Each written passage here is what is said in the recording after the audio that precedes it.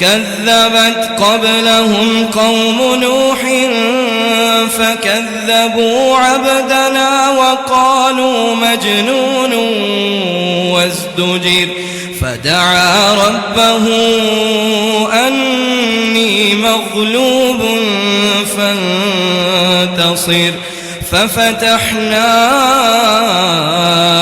أبواب السماء بماء منهمر وفجرنا الأرض عيونا فالتقى الماء على أمر قد قدر وحملناه على ذات ألواح ودسر تجري بأعيننا جزاء لمن كان كفر ولقد تركناها آية فهل من مدكر فكيف كان عذابي ونذر ولقد يسرنا القرآن للذكر فهل من السلام عليكم ورحمة الله وبركاته. إن الحمد لله نحمده ونستعينه ونستغفره ونعوذ بالله من شرور أنفسنا ومن سيئات أعمالنا من يهده الله فلا مضل له ومن يضلل فلا هادي له وأشهد أن لا إله إلا الله وحده لا شريك له وأشهد أن محمدًا عبده ورسوله. يا أيها الذين آمنوا اتقوا الله حق تقاته ولا تموتن إلا وأنتم مسلمون. يا أيها الناس اتقوا ربكم الذي خلقكم من نفس واحدة وخلق منها زوجها وبث منهما رجالا كثيرا ونساء واتقوا الله الذي تساءلون به والأرحام إن الله كان عليكم رقيبا. يا أيها الذين آمنوا اتقوا الله وقولوا قولا سديدا يصلح لكم أعمالكم ويغفر لكم ذنوبكم ومن يطع الله ورسوله فقد فاز فوزا عظيما. أما بعد فإن خير الحديث كتاب الله وخير الهدي هدي محمد صلى الله عليه وسلم وشر الأمور محدثاتها وكل محدثة بدعة وكل بدعة ضلالة وكل ضلالة في النار. ہر قسم کی حمد و ثناء اللہ رب العزت کے لیے جس نے اسلام جیسا عظیم دین ہم پہ نازل فرمایا اور یہ دین قبول کرنے کی ہمیں توفیق بخشی. کثرت سے درود و سلام ہو امام الانبیاء جناب محمد الرسول اللہ صلی اللہ علیہ وسلم کی ذات اقدس پہ جنہوں نے یہ دین واضح طور پہ ہم تک پہنچا دیا اور ایسا وعدے کیا کہ اس کی رات بھی دن کی طرح روشن ہے. آپ نے ہر طرح کے فتنوں سے خبردار کیا تاکہ ہم لوگ فتنوں سے محفوظ رہ سکیں اور جنت کی راہ پہ گامزن رہ سکیں.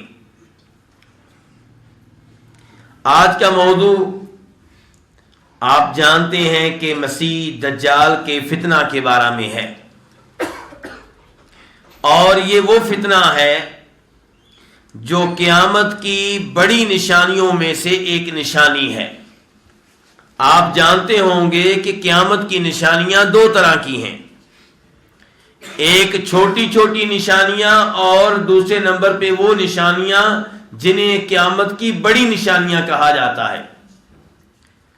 مثال کے طور پہ نبی صلی اللہ علیہ وسلم کی بعثت، آپ کی آمد، آپ کا اعلان نبوت، یہ قیامت کی نشانیوں میں سے ایک نشانی ہے، لیکن یہ قیامت کی بڑی نشانی نہیں بلکہ قیامت کی چھوٹی نشانیوں میں شمار ہوتا ہے۔ جہالت کا پھیل جانا، علم کا اٹھنا، عورتوں کا بہت زیادہ ہونا، اس قدر زیادہ ہونا کہ ایک مرد ہوگا اور اس کی نگرانی میں 40 50 عورتیں ہوں گی، یہ سب قیامت کی نشانیاں ہیں۔ قیامت کی نشانیاں شمار کرنے لگیں تو بہت زیادہ ہیں، لیکن جو قیامت کی بڑی نشانیاں ہیں وہ محدود ہیں۔ وہ کتنی ہیں؟ وہ 10 ہیں، اور ان کا تذکرہ اس حدیث میں آتا ہے جسے امام مسلم رحمہ اللہ روایت کرتے ہیں، جناب ابو سریحہ حذیفہ بن اسید غفاری رضی اللہ تعالی عنہ سے، وہ کہتے ہیں کہ نبی علیہ الصلوۃ والسلام اونچی جگہ پہ تھے، بالا خانے میں تشریف فرما تھے، اور ہم نیچے بیٹھے ہوئے تھے، ہم آپس میں گفتگو کر رہے تھے، تو نبی علیہ الصلوۃ والسلام نے اوپر سے ہماری طرف جھانکا، ہماری طرف دیکھا، اور پھر آپ نے سوال کیا، ما تذاکرون، تم لوگ کس موضوع پہ گفتگو کر رہے ہو؟ تو صحابہ کرام نے کہا، نذکر الساعہ، کہ اے اللہ کے رسول ہم قیامت کا تذکرہ کر رہے تھے۔ کس کا تذکرہ کر رہے تھے؟ قیامت کا۔ آج ہم لوگ دنیا میں اتنا کھو چکے ہیں کہ ہمیں موت کا تذکرہ پسند نہیں ہے، قیامت کے بارے میں گفتگو ہمیں پسند نہیں ہے۔ اور اس حدیث سے کیا پتا چلا کہ صحابہ کرام کی مجلس لگی ہوئی ہے، آپس میں گفتگو کر رہے ہیں کس کے بارے میں؟ قیامت کے بارے میں۔ ہم قیامت کے بارے میں گفتگو کو فضول چیز شمار کرتے ہیں۔ ہمارے ہاں اہم ترین موضوع کیا ہے؟ سیاست کے بارے میں گفتگو ہو، نواز شریف کے بارے میں، زرداری کے بارے میں، عمران خان کے بارے میں، یہ ہمارے نزدیک زندہ موضوع ہے۔ یا پھر کھیل کے بارے میں گفتگو ہو، فلموں کے بارے میں گفتگو ہو، قیامت کے بارے میں گفتگو، اس کو ہم ایک مردہ موضوع سمجھتے ہیں۔ لیکن صحابہ کرام کی مجلس لگی ہوئی ہے، وہ گفتگو کر رہے ہیں قیامت کے بارے میں۔ تو نبی علیہ الصلوۃ والسلام نے ارشاد فرمایا کہ قیامت اس وقت تک برپا نہیں ہوگی جب تک کہ تم اس سے پہلے 10 طرح کی نشانیاں نہیں دیکھ لو گے۔ کتنی نشانیاں بیٹا؟ 10 نشانیاں۔ وہ 10 نشانیاں کیا ہیں؟ ان کا آپ نے تذکرہ کیا۔ فرمایا ایک نشانی یہ ہے کہ دجال کا خروج ہوگا، دجال کا ظہور ہوگا، اور دوسرے نمبر پہ آپ نے نشانی یہ بتائی کہ عیسیٰ علیہ الصلوۃ والسلام نازل ہوں گے۔ آپ جانتے ہیں کہ عیسیٰ علیہ الصلوۃ والسلام زندہ ہیں، فوت نہیں ہوئے۔ زندہ ہیں، فوت نہیں ہوئے، تو پھر کہاں پہ ہیں؟ کیوں جی؟ کیوں بیٹا کہاں پہ ہیں؟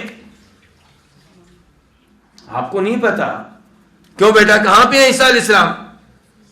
آسمانوں پہ ہیں۔ عیسیٰ علیہ السلام زندہ ہیں اور کہاں پہ ہیں؟ آسمانوں پہ ہیں۔ ان بچوں کو دیکھ کر مجھے بہت خوشی ہوتی ہے۔ ان سے سوال اس لیے کرتا ہوں تاکہ یہ میرے ساتھ رہیں، تو ان کے والد صاحب کہیں پریشان نہ ہو جائیں کہ میرے بیٹے سے سوال کیا گیا اور بیچارہ جواب نہیں دے سکا تو شرمندہ ہو گیا۔ نہیں، ایسی بات نہیں ہے۔ علم کی مجلس ہے، مل کے ہم دین سیکھ رہے ہیں۔ تو دوسرے نمبر پہ نشانی کیا بتائی؟ عیسیٰ علیہ الصلوۃ والسلام کا نزول۔ چونکہ فوت نہیں ہوئے، زندہ ہیں، تو انہوں نے نازل ہونا ہے، زمین پہ آنا ہے، اور یہ ایک حقیقت ہے۔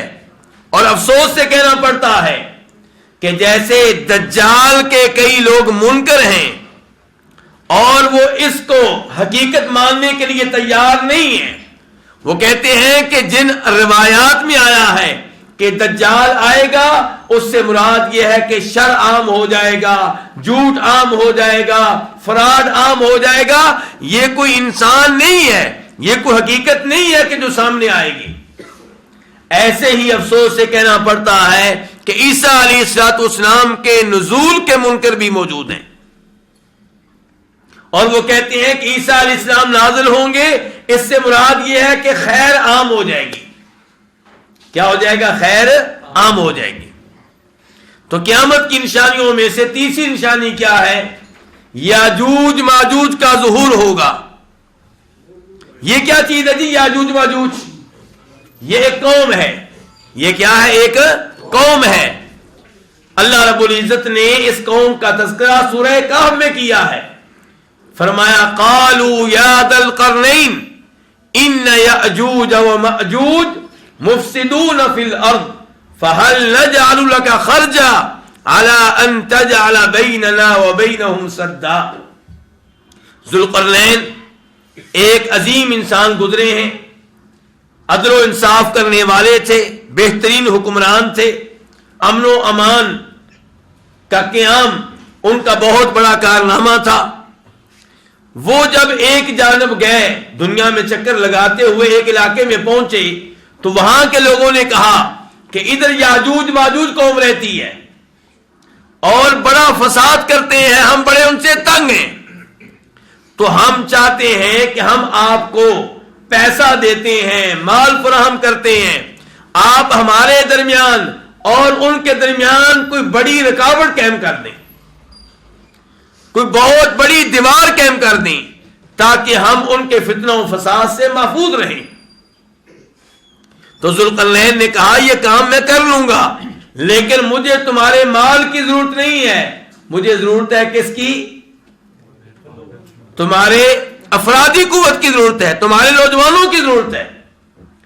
چنانچہ ذوالقرنین نے ان لوگوں کے مابین اور ان کے مابین ایک موٹی دیوار قائم کر دی، جس میں کیا استعمال کیا گیا تھا؟ لوہے کی چادریں، اور ان پہ تانبا پگھلا دیا گیا. دو پہاڑ تھے، پہاڑوں کے درمیان راستہ تھا، اس راستے کو بند کر دیا گیا. تو یہ یاجوج ماجوج آج ہمارے سامنے نہیں ہے، لیکن ایک وقت آئے گا کہ یہ لوگ اس دیوار میں سوراخ کرنے میں کامیاب ہو جائیں گے اور پھر یہ عام انسانوں کے ساتھ مل جائیں گے. وہ بھی انسان ہیں، ادھر بھی انسان ہیں، لیکن وہ بڑے ظالم قسم کے لوگ ہیں، بڑے طاقتور قسم کے لوگ ہیں. تو قیامت کے قریب وہ بھی اس دیوار کو کاٹنے میں اور اس سے سوراخ کرنے میں کامیاب ہو جائیں گے. کوشش وہ آج بھی کر رہے ہیں لیکن کامیابی نہیں مل رہی. جانتے ہیں کیوں؟ نوجوانوں کو نصیحت کرنا چاہتا ہوں. وہ روزانہ دیوار سے سوراخ کرنے کی کوشش کرتے ہیں، سارا دن لگے رہتے ہیں، تھوڑی سی رہ جاتی ہے تو کہتے ہیں کہ یہ کام کل کریں گے، لیکن انشاءاللہ نہیں کہتے، انشاءاللہ نہیں کہتے. اگلے دن آتے ہیں تو وہ دیوار دوبارہ ٹھیک ہو چکی ہوتی ہے، نئے سرے سے محنت کرتے ہیں، پھر کہتے ہیں کہ باقی کام کل کریں گے. ان کی کل نہیں آئے گی.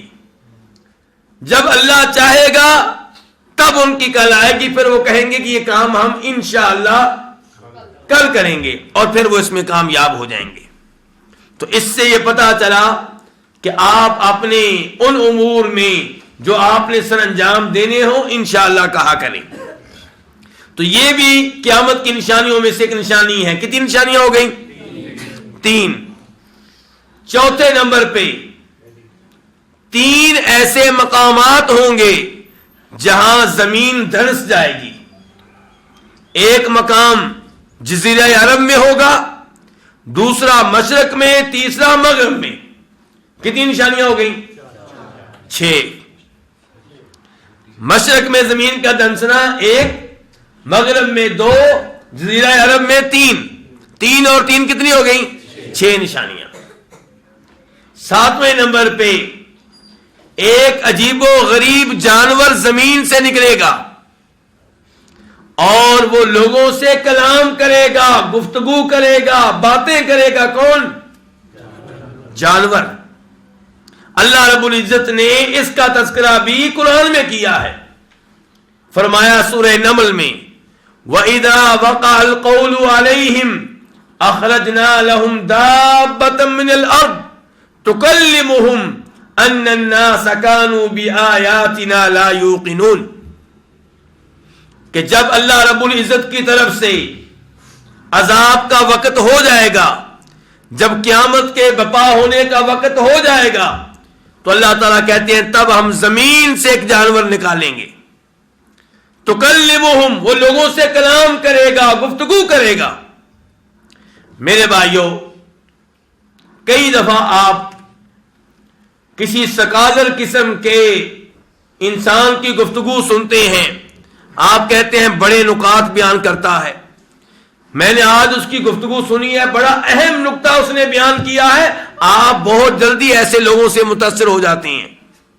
تو اس لیے میں ساتھ ساتھ آپ کو خبردار کرتا رہتا ہوں. قرآن نے کیا کہا ہے؟ جانور چھپایا اور لوگوں سے گفتگو کرے گا. اور یہی تو عجیب و غریب بات ہے کہ جانور زمین سے نکلے گا اور لوگوں سے گفتگو کرے گا، باتیں کرے گا. یہ عجیب و غریب بات ہے. لیکن کئی لوگ اس کی بھی تعویل کرتے ہیں، کہتے ہیں یہاں پہ جانور سے مراد انسان ہے.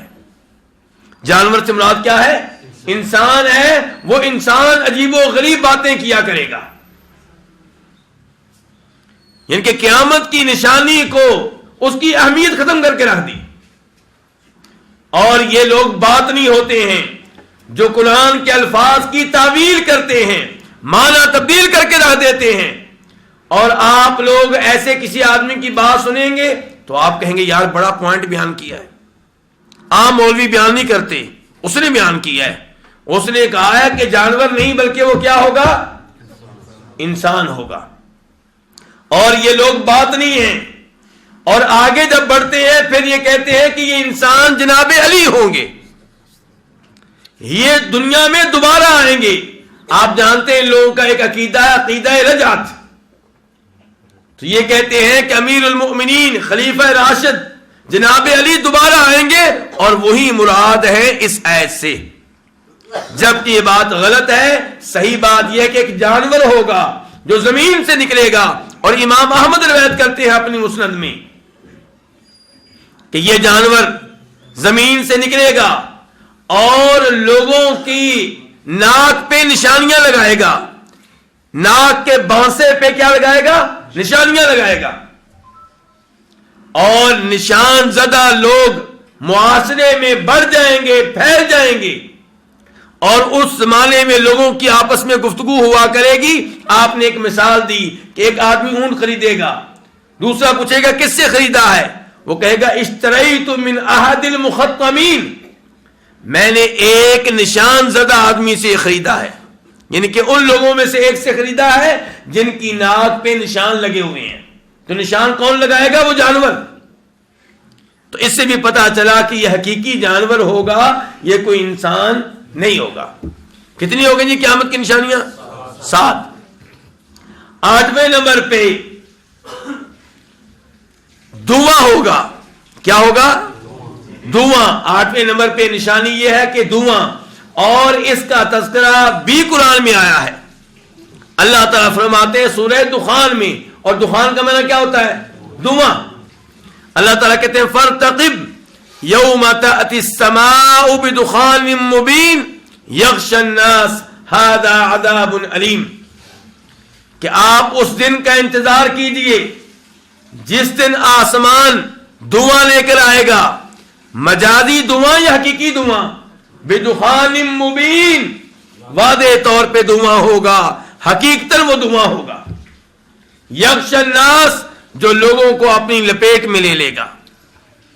اور لوگ کہیں گے ھذا عذاب علیم، یہ تو بڑا دردناک عذاب ہے. اس آیت کی تفسیر میں علماء کرام میں اختلاف ہے، خود صحابہ کرام میں اختلاف تھا. جناب عبداللہ ابن مسعود کی یہ رائے تھی، کس صحابی کے نام لیا جی میں نے؟ عبداللہ ابن مسعود کی رائے یہ تھی کہ یہ دھواں وہ دھواں ہے جو نبی علیہ الصلوۃ والسلام کے زمانے میں واقع ہو چکا ہے. جب آپ علیہ الصلوۃ والسلام نے مشرکین مکہ کے خلاف بد دعا کی تھی، کہا تھا یا اللہ ان کو ایسی کہسالی میں مبتلا فرما جیسی کہسالی میں تو نے یوسف علیہ السلام کی قوم کو مبتلا کیا تھا۔ چنانچہ وہ کہسالی میں مبتلا ہوئے، بھوک سے مرنے لگے، بھوک کی وجہ سے ان کی حالت بری ہو چکی تھی۔ آسمانوں کی طرف دیکھتے تو انہیں محسوس ہوتا جیسے کوئی دھواں ہے، ہڈیاں کھائیں انہوں نے، چمڑے کھائے۔ پھر آپ علیہ الصلوۃ والسلام سے رابطہ کیا گیا تو آپ نے ان کے لیے دعا کی تو اللہ رب العزت نے اس کہسالی کو اٹھا لیا۔ تو ایک رائے یہ ہے کہ یہ واقعہ پہلے ہو چکا ہے، اور صحابہ کرام میں سے کئی ایک کی رائے یہ تھی کہ واقعہ ابھی ہوا نہیں، قیامت کے قریب واقع ہوگا، دھواں ہوگا جو تمام لوگوں کو اپنی لپیٹ میں لے لے گا۔ کافر لوگ شدید تکلیف میں مبتلا ہوں گے، لیکن جو مسلمان ہوں گے وہ اس دھوئیں کی وجہ سے اتنا متاثر ہوں گے کہ یوں محسوس کریں گے کہ جیسے زکام لگ گیا ہو۔ تو یہ دھواں بھی قیامت کی نشانیوں میں سے ایک نشانی ہے۔ قیامت کی نشانیوں میں سے ایک نشانی ایک آگ ہے۔ کیا ہے؟ ایک آگ، وہ یمن سے نکلے گی، یمن سے نکلے گی، لوگ آگے آگے ہوں گے، آگ ان کے پیچھے پیچھے ہوگی، اور یہ آگ لوگوں کو میدان حشر میں جمع کر دے گی۔ کہاں جمع کر دے گی؟ میدان حشر میں۔ یہ لوگ راستے میں جہاں رکیں گے وہاں پہ آگ بھی رک جائے گی، جہاں پہ ٹھہریں گے وہاں پہ آگ بھی ٹھہر جائے گی، حتیٰ کہ لوگوں کو میدان حشر میں لے جائے گی۔ اور میدان حشر کون سا ہوگا؟ شام کی سرزمین ہوگی۔ تو یمن سے لوگ نکلیں گے اور بھاگتے بھاگتے کہاں جا پہنچیں گے؟ شام میں جا پہنچیں گے۔ تو یہ قیامت کی نشانیاں ہیں۔ تو ان نشانیوں میں سر فہرست نشانی کون سی تھی؟ دجال کی۔ دجال جو ہے یہ ان نشانیوں میں سے ایک بڑی نشانی ہے۔ دجال سے پہلے آ چکے ہوں گے جناب مہدی۔ کون آ چکے ہوں گے؟ جناب مہدی۔ مہدی کے بعد ان بڑی نشانیوں کا آغاز ہونا ہے۔ مہدی کی آمد کے بعد دجال نکلے گا، دجال کے نکلنے کے بعد عیسیٰ علیہ السلام نازل ہوں گے، اور عیسیٰ علیہ السلام کے نازل ہونے کے بعد یاجوج ماجوج کا واقعہ ہوگا۔ تو یہ ہے قیامت کی بڑی نشانیاں۔ ان نشانیوں میں سے ہمارا موضوع کیا ہے؟ مسیح دجال۔ مسیح دجال ایک انسان کو کہا جاتا ہے۔ کیا میں کہہ رہا ہوں؟ ایک کوئی مجازی چیز نہیں ہے، یہ ایک انسان ہے جس کو اللہ رب العزت کئی ایک نشانیاں دیں گے، کئی طرح کی قدرت دیں گے، جن کی وجہ سے لوگوں کو فتنے میں مبتلا کر سکے گا۔ یہ گفتگو ان لوگوں کے لحاظ سے بڑی مفید ہے جو چھوٹے چھوٹے بابوں سے متاثر ہو جاتے ہیں، نجومیوں سے متاثر ہو جاتے ہیں، عاملوں سے متاثر ہو جاتے ہیں، اور کیا کہہ رہے ہوتے ہیں؟ کہتے ہیں کہ تم لوگ کہتے ہو کہ عالم الغیب ایک اللہ ہے، اللہ کے علاوہ کوئی عالم الغیب نہیں ہے، تو پھر یہ بتائیں کہ فلاں بابا جی کو میرے گھر کی بات کیسے معلوم ہو گئی؟ میں آپ کی توجہ چاہتا ہوں۔ کیا کہتے ہیں؟ فلاں بابا جی کو میرے گھر کی بات کیسے معلوم ہو گئی؟ اگر آپ ایمان میں پختہ ہوتے تو جب بابا جی نے آپ کی غیبی بات آپ کو بتانے کی کوشش کی تھی، آپ کہتے کہ مجھے یقین ہو چکا ہے کہ آپ شیطان ہیں۔ کیوں؟ کیونکہ رحمان کہتا ہے کہ میرے علاوہ کوئی عالم الغیب نہیں ہے، اور آپ یہ عقیدہ لوگوں میں پھیلانا چاہتے ہیں کہ میں غیبی باتیں جانتا ہوں۔ اتنا ہی کافی ہے یہ یقین رکھنے کے لیے کہ آپ شیطان ہیں، کیونکہ اللہ جھوٹا نہیں ہے، قرآن جھوٹا نہیں ہے، اور آپ جھوٹے ہیں، تو مجھے یقین ہو چکا ہے کہ آپ شیطان ہیں۔ لیکن افسوس سے کہنا پڑتا ہے کہ ہم ایسے جاہل لوگ ہیں کہ ہم ایسے نجومیوں کو، ایسے عاملوں کو اللہ کا ولی ماننا شروع ہو جاتے ہیں جو غیب بتانے کا دعویٰ کریں۔ حالانکہ غیب بتانے کا جو دعویٰ کرے یہ دعویٰ کافی ہے، یہ یقین رکھنے کے لیے کہ یہ شیطان ہے، آگے اس کی بات سننے کی ضرورت ہی نہیں ہے. لیکن وہ ایک بات ایسی بتا دیتا ہے جو ہمارے علاوہ کسی کو معلوم نہیں ہوتی اور ہم متاثر ہو جاتے ہیں، اللہ کا ولی مان لیتے ہیں. یہ نہیں دیکھتے کہ اس کی 90 باتیں غلط نکلی ہیں، 95 باتیں غلط نکلی ہیں، صرف ایک بات صحیح نکلی ہے. وہ کیسے صحیح نکل آئی؟ اس لیے کہ آپ جانتے ہیں کہ ہر انسان کے ساتھ کیا ہوتا ہے؟ ایک جن ہوتا ہے، اور جن شیطان جو ہے ایک دوسرے کے دوست ہیں. اور انسانوں میں سے وہ انسان جو ان شیطانوں کی بات مانتے ہیں، ان کی بات مان کر بدترین قسم کا شرک کرتے ہیں یا ایسا گناہ کرتے ہیں جو انوکھا ہو. مثال کے طور پہ قرآن کریم کے اوراق پہ پیشاب کر دینا، مثال کے طور پہ قرآن کریم کے اوراق کو واش روم میں پھینک دینا، گندے نالے میں پھینک دینا، پھر آپ احتجاج کرتے ہیں. اس کے پیچھے یہی لوگ ہوتے ہیں. کوئی مسلمان، ادنا سے ادنا مسلمان ایسی حرکت نہیں کر سکتا. ایسی حرکت کرنے والے یہی نجومی، یہی جادوگر ہوتے ہیں.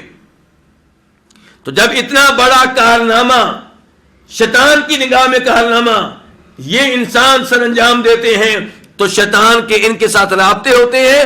پھر وہ بتاتے ہیں کہ آج اس آدمی نے یہ کام کیا ہے، میں اس کے ساتھ موجود تھا. تو آپ کہتے ہیں میرے ساتھ تو کوئی موجود نہیں تھا. بھئی وہ شیطان جن موجود تھا. البتہ مستقبل کی بات کبھی نہیں بتا سکیں گے، کیونکہ مستقبل کی بات ابھی آپ نے منہ سے نکالی نہیں. جب تک آپ نہیں نکالیں گے وہ جن کو بھی معلوم نہیں ہوگا. لیکن ماضی کی باتیں یا وہ باتیں جو آپ ظاہر کر چکے ہیں کہ میں کل یہ کرنے والا ہوں، پرسوں میں یہ کرنے والا ہوں، وہ باتیں دوسروں کے علاوہ یہ شیطان بھی سن لیتے ہیں. تو یہ انداز ہوتا ہے ان دجالوں کا. لیکن ان دجالوں کا امام اور سب سے بڑا جو دجال ہے اسے کیا کہتے ہیں؟ مسیح دجال. اللہ رب العزت اسے کیا قدرت دیں گے؟ وہ آسمانوں سے کہے گا بارش برساؤ، آسمان بارش برسائے گا. زمین سے کہے گا فصل اگاؤ، زمین فصل اگائے گی. اور ایک انسان جو اس پہ ایمان لانے کے لیے تیار نہیں ہوگا اسے قتل کر دے گا. قتل کرنے کے بعد اسے زندہ بھی کرے گا. اب جو کمزور ایمان والے ہیں وہ اس پہ ایمان لے آئیں گے. دجال کا دعویٰ کیا ہوگا؟ پہلے دعویٰ کرے گا میں نبی ہوں، پھر آگے بڑھے گا کہے گا میں تو رب ہوں. اب کمزور ایمان والے دیکھیں گے کہ اس نے ایک آدمی کو قتل کیا پھر اسے زندہ کیا تو یہ رب ہوا. لیکن جس کو قتل کرے گا وہ پکا مسلمان ہوگا، وہ پکا مومن ہوگا. یہ اس سے کہے گا میں نے تجھے قتل کیا ہے، اب زندہ کیا، اب تو مجھے رب مان لو.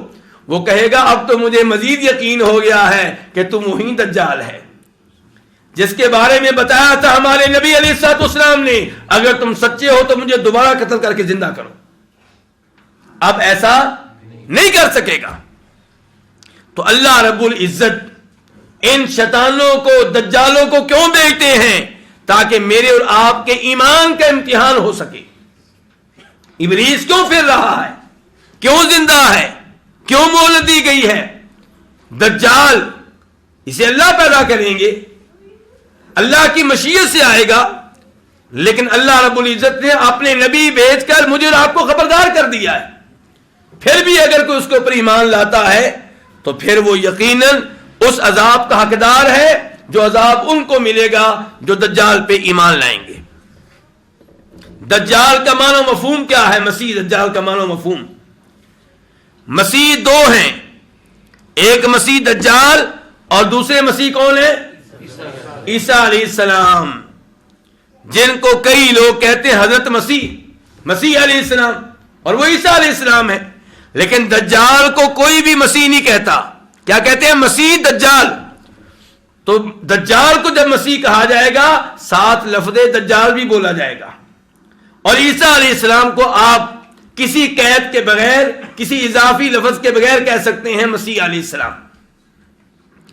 مسیح کا مطلب کیا ہے؟ مسیح کیوں کہتے ہیں؟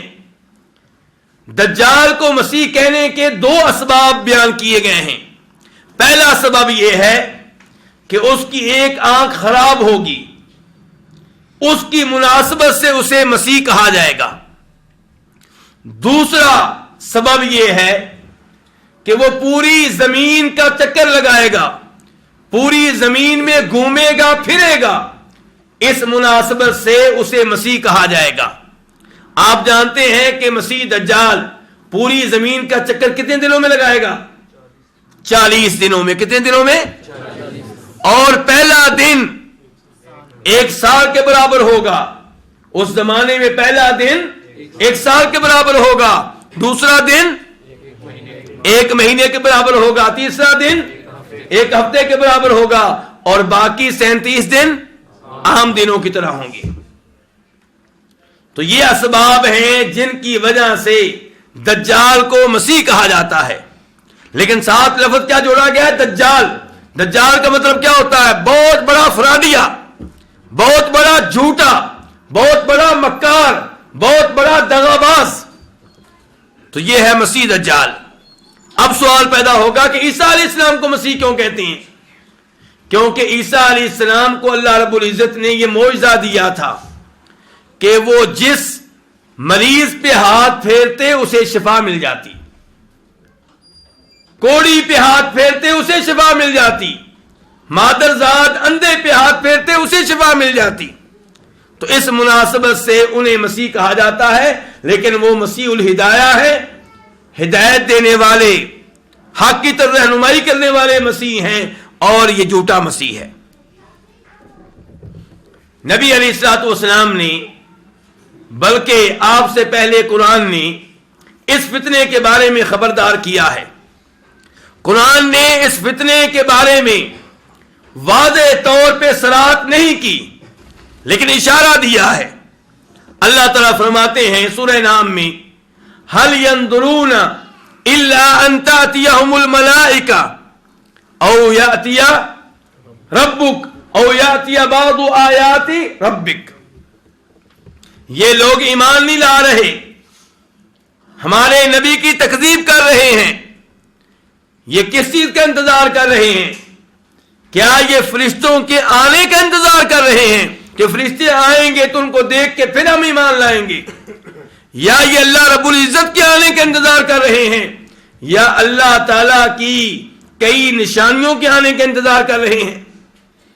اللہ تعالیٰ نے کہا یوم یاتی بعض آیات ربک لا ينفع نفسا ایمانها لم تکن آمنت من قبل او کسبت فی ایمانها خیرا.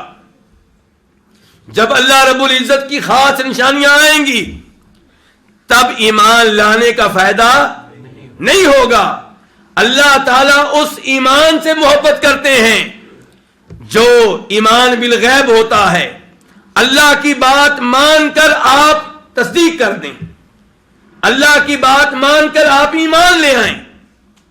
اگر آپ کہیں جی میں اپنی آنکھوں سے دیکھوں گا پھر فرشتوں کو مان لوں گا، تو اللہ تعالیٰ کو ایسے ایمان کی ضرورت نہیں ہے. اللہ تعالیٰ کی وجہ سے آپ فرشتوں پہ ایمان لائیں، اللہ تعالیٰ کی وجہ سے آپ تقدیر پہ ایمان لائیں. یہ ہے اللہ رب العزت کو سچا ماننا اور اللہ کی باتوں کی تصدیق کرنا. یہ وہ ایمان ہے جس کی اسلام میں اہمیت ہے، اور یہی وہ ایمان ہے جو قابل قبول ہے. تو اللہ تعالیٰ فرماتے ہیں کہ جب ہماری خاص نشانیاں آئیں گی تب کسی کو ایمان لانے کا فائدہ نہیں ہوگا. جب ہماری خاص نشانیاں آئیں گی، مومنوں میں سے جو فاسق و فاجر ہے، کبیرہ گناہوں میں مبتلا ہے، واجبات اور فرائض کی پابندی نہیں کرتا، اب اسے توبہ کا فائدہ نہیں ہوگا. او کسبت فی ایمانہا خیرا. تو یہاں پہ اللہ نے کہا کہ جب ہماری چند نشانیاں آ جائیں گی تب ایمان لانے کا فائدہ نہیں ہوگا. یہاں پہ چند نشانیوں سے مراد کیا ہے؟ مفسرین میں سے ایک گروہ کا یہ خیال ہے کہ اس سے مراد صرف سورج کا مغرب سے طلوع ہونا نہیں ہے، بلکہ اس کے ساتھ ساتھ دجال کا ظہور بھی ہے. تو دجال کا ظاہر ہونا، دجال کا نکل آنا، یہ قیامت کی ان نشانیوں میں سے ہے جسے دیکھنے کے بعد ایمان لانا مفید نہیں ہوگا. تو اس آیت میں اشارہ ہے دجال کے فتنے کی طرف اور وارننگ ہے کہ اسے دیکھنے سے پہلے ایمان لے آؤ. نبی علیہ الصلوۃ والسلام بہت سی احادیث میں اس فتنے کے بارے میں خبردار کرتے ہوئے نظر آتے ہیں. امام مسلم روایت کرتے ہیں جناب ابو ہریرہ رضی اللہ تعالیٰ عنہ سے، کہتے ہیں کہ فرمایا نبی علیہ الصلوۃ والسلام نے 3 طرح کی نشانیاں ہیں، جب وہ ظاہر ہو گئی تو ایمان لانے کا فائدہ نہیں ہوگا. سورج کا مشرق کی بجائے کس جانب سے طلوع ہونا؟ مغرب سے. اور دجال کا ظہور، دجال کا نکلنا، اور تیسرے نمبر پہ زمین سے ایک عجیب و غریب جانور کا نکلنا. اور جناب ہشام بن عامر کہتے ہیں، یہ روایت بھی مسلم شریف کی ہے، کہ فرمایا نبی علیہ الصلوۃ والسلام نے ما بین خلق آدم الى قیام الساعہ شیء اکبر من الدجال، کہ آدم علیہ الصلوۃ والسلام کی پیدائش سے لے کر قیامت کے واقع ہونے تک کوئی ایسی چیز نہیں آئی جو فتنہ و فساد کے لحاظ سے دجال سے بڑھ کر ہو. یعنی کہ دجال سے بڑا فتنہ کوئی نہیں ہے. اسی لیے میرے بھائیوں، نبی علیہ الصلوۃ والسلام یہ حکم دیا کرتے تھے کہ آپ نماز میں، اتحیات میں سلام پھیرنے سے پہلے 4 چیزوں سے پناہ مانگا کریں. نمبر 1 قبر کے عذاب سے، نمبر 2 جہنم کی آگ سے، نمبر 3 مسیح دجال کے فتنے سے، نمبر 4 زندگی اور موت کے فتنوں سے. اور اس دعا کا آپ نے آرڈر دیا، حکم دیا ہے. اسی لیے امام مسلم فرماتے ہیں اس حدیث کو بیان کرنے کے بعد کہ مجھے یہ بات معلوم ہوئی ہے کہ طاؤس بن کیسان الیمانی، مشہور و معروف تابعی، اپنے بیٹے سے پوچھتے ہیں کہ تو نے نماز پڑھی ہے، نماز میں یہ دعا پڑھی تھی؟ بیٹا کہتا ہے نہیں. کہا دوبارہ نماز پڑھو اور نماز میں یہ دعا کرو. ہاں جی، آپ لوگ نماز میں یہ دعا پڑھتے ہیں، اللہم انی اعوذ بک من عذاب القبر واعوذ بک من عذاب جہنم یا من عذاب النار، دونوں طرح کے الفاظ آئے ہیں. اور اس کے بعد یہ مسیح دجال کے فتنے سے پناہ. اس دعا کی اتنی اہمیت ہے کہ طاؤس اپنے بیٹے سے کہہ رہے ہیں چونکہ تو نے نماز میں یہ دعا نہیں پڑھی، نماز دہراؤ. تو اس لیے میرے بھائیوں، اس فتنے سے اللہ کی پناہ مانگنا نہایت ضروری ہے، کیونکہ فتنہ بہت بڑا ہے. جناب عبداللہ بن عمر کہتے ہیں، اور اس حدیث کو امام بخاری اور امام مسلم دونوں اپنی اپنی احادیث کی کتب میں لے کر آئے ہیں، کہ آپ علیہ الصلوۃ والسلام نے کہا لوگوں، جتنے بھی نبی آئے ہیں ہر نبی نے اپنی امت کو، اپنی قوم کو وارننگ دی ہے. کس کے بارے میں؟ فتنہ مسیح دجال کے بارے میں. نوح علیہ السلام نے بھی اپنی قوم کو اس فتنے کے بارے میں خبردار کیا. فرمایا لیکن میں تمہیں ایک ایسی بات بتانے لگا ہوں جو کسی بھی نبی نے اپنی قوم کو نہیں بتائی. تعلموا انہ اعور، یاد رکھنا کہ مسیح دجال کیا ہوگا؟ کانا ہوگا. وہ کیا ہوگا؟ کانا ہوگا. اور دعویٰ کیا کرے گا کہ میں رب ہوں. فرمایا ہمارے نبی علیہ الصلوۃ والسلام نے کہ جو رب ہے وہ کانا نہیں ہے. رب کی آنکھوں میں کوئی عیب نہیں ہے. اس سے کیا پتا چلا کہ اللہ کی صفات میں سے ایک صفت یہ ہے کہ اللہ تعالیٰ دیکھنے والے ہیں اور اللہ کی باقاعدہ آنکھیں ہیں. اللہ تعالیٰ کی صفات میں سے ایک صفت کیا معلوم ہوئی آج کے درس میں؟ اللہ تعالیٰ کی آنکھیں ہیں باقاعدہ طور پہ. اللہ دیکھتے ہیں اور اللہ کی آنکھیں ہیں. اور ان کا تذکرہ قرآن کریم میں کئی مقامات پہ آیا ہے. مثال کے طور پہ اللہ تعالیٰ کہتے ہیں تجری بأعیننا، کہ نوح علیہ السلام کی کشتی چل رہی تھی ہماری آنکھوں کے سامنے. اور اللہ تعالیٰ نے موسیٰ علیہ السلام کے بارے میں کیا کہا؟ وَأَلْقَيْتُ عَلَيْكَ مُحَبَّةً مِّنِّي وَلِتُصْنَعَ عَلَىٰ عَيْنِي کہ اے موسیٰ آپ میری آنکھوں کے سامنے تیار ہوئے ہیں. تم اللہ رب العزت کی آنکھیں ہیں، لیکن ہم افراط و تفریط سے کام نہیں لیتے. ہم ان میں سے بھی نہیں ہیں جو قرآن میں اللہ کی آنکھوں کا تذکرہ پڑھنے کے باوجود نبی علیہ الصلوۃ والسلام کی احادیث میں اللہ رب العزت کی آنکھوں کا تذکرہ پڑھنے کے باوجود آنکھیں ماننے سے انکار کر دیں اور اس کو مجاز پہ محمول کریں.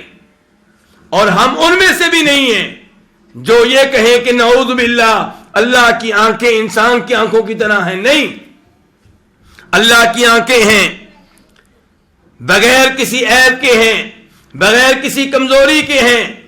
کیسے ہیں؟ جیسے رب کے شایان شان ہیں. ہم تفصیل نہیں بتا سکتے، ہم کیفیت سے آگاہ نہیں کر سکتے کیونکہ ہم نے دیکھی نہیں، ہمیں بتایا نہیں گیا. لیکن ہمارا ایمان ہے کہ اللہ رب العزت کی آنکھیں ہیں. اور کتنی آنکھیں ہیں؟ 2 آنکھیں ہیں. یہ بھی ہمارے عقائد کا حصہ ہے. تو میرے بھائیوں، بہترین گفتگو وہ ہے جو اللہ رب العزت کی ذات کے بارے میں ہو. افسوس سے کہنا پڑتا ہے، آپ میں سے بھی کئی لوگ ابھی سوچ رہے ہوں گے کہ اللہ کے بارے میں ایسی باتیں نہ کی جائیں تو بہتر ہے. یعنی کہ لوگ چاہتے ہیں کہ تعارف پیش ہو کس کا؟ پیروں کا، مولویوں کا، اماموں کا، حتیٰ کہ انبیاء کرام کا علیہم الصلوۃ والسلام تعارف نہ ہو تو اللہ کی ذات کا نہ ہو. کیوں بھائی؟ سب سے اچھی گفتگو وہ ہے جو رب کی ذات کے بارے میں ہو، رب کے ناموں کے بارے میں ہو، رب کی صفات کے بارے میں ہو. اس گفتگو پہ اللہ رب العزت خوش ہوتے ہیں کہ میرا بندہ میرے بارے میں گفتگو کر رہا ہے. تو بہرحال آپ نے کہا کہ لوگوں یاد رکھنا، دجال کانا ہے اور دعویٰ کرے گا رب ہونے کا، جبکہ اللہ رب العزت کی آنکھوں میں کوئی خرابی نہیں ہے. تو نبی علیہ الصلوۃ والسلام ان احادیث میں آپ دیکھ رہے ہیں کیسے دجال کے بارے میں وارننگ دے رہے ہیں اور بار بار وارننگ دے رہے ہیں. تو میرے بھائیوں، اس لیے ہر وقت اپنی دعاؤں میں اللہ رب العزت سے ہر طرح کے فتنوں سے پناہ مانگا کریں، خصوصاً مسیح دجال کے فتنے سے. آپ نے حدیث سن لی ہے کہ اس سے بڑا فتنہ دنیا میں کوئی نہیں آیا، اور یقیناً بڑا فتنہ ہے. ہم تو ایک بات بتانے پہ نجومی پہ ایمان لانے کے لیے تیار بیٹھے ہیں، اور یہاں پہ صورتحال یہ ہے کہ وہ آسمان کو حکم دے گا، آسمان بارش برسائے گا، زمین کو حکم دے گا، زمین فصل اگائے گی. تو جو شعبدے بازیوں سے متاثر ہوتے ہیں، پٹاخوں سے متاثر ہوتے ہیں، وہ دجال کو رب نہیں مانیں گے تو اور کیا مانیں گے؟ تو آپ اللہ کا شکر ادا کریں کہ آپ لوگوں کا واسطہ ایسے علماء کرام سے پڑا ہے جو آپ کو ایسے فتنوں سے خبردار کرتے ہیں، ایسے شعبدے بازوں کے پاس جانے سے روکتے ہیں، نجومیوں کے پاس جانے سے روکتے ہیں، عاملوں کے پاس جانے سے روکتے ہیں، اور آپ کو قرآن و حدیث کے ساتھ جوڑتے ہیں. میرے بھائیوں، نبی علیہ الصلوۃ والسلام نے دجال کی کئی نشانیاں بتائی ہیں، کئی اوصاف بتائے ہیں. کتنا ٹائم باقی ہے ہمارے پاس؟ ابھی 10 منٹ ہیں. تو نبی علیہ الصلوۃ والسلام نے ہمیں دجال کی کئی نشانیاں اور کئی اوصاف بتائے ہیں. ان میں سے چند ایک کا تذکرہ آج کے درس میں کروں گا، باقی موضوع انشاءاللہ ہم آئندہ درس میں مکمل کریں گے. دجال کی نشانیوں میں سے ایک نشانی یہ ہے کہ اس کی کوئی اولاد نہیں ہوگی. اس کی نشانیوں میں سے دوسری نشانی یہ ہے کہ وہ یہودی ہوگا. تیسری نشانی یہ ہے کہ مکہ مدینہ میں داخل نہیں ہو سکے گا. اور یہ ساری نشانیاں ایک ہی حدیث میں آ گئی ہیں. امام مسلم رحمہ اللہ روایت کرتے ہیں جناب ابو سعید خدری رضی اللہ تعالیٰ عنہ سے، وہ کہتے ہیں کہ ایک سفر میں میرا واسطہ ابن سعید سے پڑ گیا، ابن سیاد سے پڑ گیا. کیا نام لیا بیٹا میں نے؟ ابن سیاد. کیا کہا بیٹا؟ ابن سیاد، اور اس کو ابن سعید بھی کہا جاتا ہے. کہتے ہیں میرا واسطہ اس سے پڑ گیا ایک سفر میں، وہ میرے ساتھ ساتھ، سفر کہاں کا؟ مکہ کا۔ ابو سعید خدری اس سے بچنے کی کوشش کرتے ہیں اور وہ ان کے قریب ہونے کی کوشش کرتا ہے۔ پھر ابو سعید خدری سے کہتا ہے رضی اللہ تعالی عنہ کہ آپ لوگ مجھ سے کیوں دور دور رہتے ہیں؟ آپ لوگ مجھے دجال کیوں سمجھتے ہیں؟ کیا آپ لوگوں کو معلوم نہیں ہے کہ نبی علیہ الصلوۃ والسلام نے کہا تھا کہ دجال یہودی ہوگا، جبکہ میں کلمہ پڑھ چکا ہوں، مسلمان ہو چکا ہوں؟ کیا آپ لوگوں نے یہ حدیث نہیں سنی کہ فرمایا تھا نبی علیہ الصلوۃ والسلام نے کہ دجال بے اولاد ہوگا، میری اولاد ہے؟ کیا آپ لوگوں نے یہ حدیث نہیں سنی کہ نبی علیہ السلام نے ارشاد فرمایا تھا کہ دجال مکہ اور مدینہ میں داخل نہیں ہو سکے گا؟ میں مدینہ میں پیدا ہوا، میری زندگی مدینہ میں گزری، مکہ جا رہا ہوں، حج بھی کر چکا ہوں۔ کتنی حدیثیں سنائی ہیں؟ ابن سیاد نے 3، ابن سیاد نے 3 حدیثیں سنائی ہیں۔ ابو سعید خدری کہتے ہیں اس کے بعد کیا کہتا ہے؟ اس کے بعد کہتا ہے کہ میں دجال نہیں ہوں، لیکن مجھے پتا ہے کہ دجال کہاں ہے، دجال کب آئے گا، دجال کے حالات کے بارے میں جانتا ہوں۔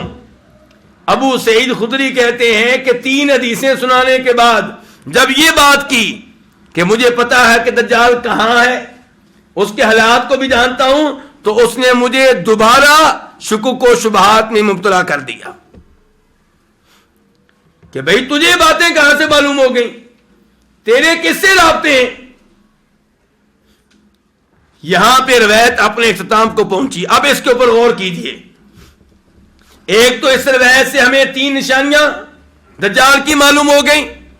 دوسرے نمبر پہ دیکھیے کہ ابو سعید خدری 3 حدیثیں اس سے سننے کے باوجود اس کے متعلق شکوک و شبہات کا اظہار کر رہے ہیں۔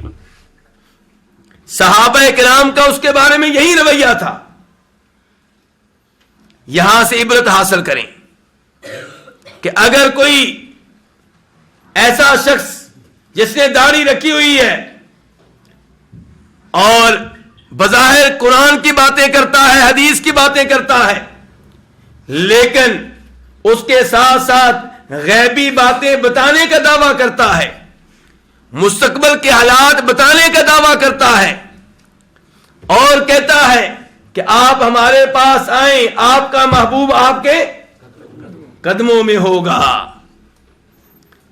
یہ ساری پشین گوئیاں، یہ سارے دعوے وہ کرتا ہے، اور آپ پھر بھی اس کو اللہ کا ولی سمجھتے ہیں، تو یہ پھر آپ کے اوپر حیرانگی ہے، آپ کے اوپر تعجب ہے۔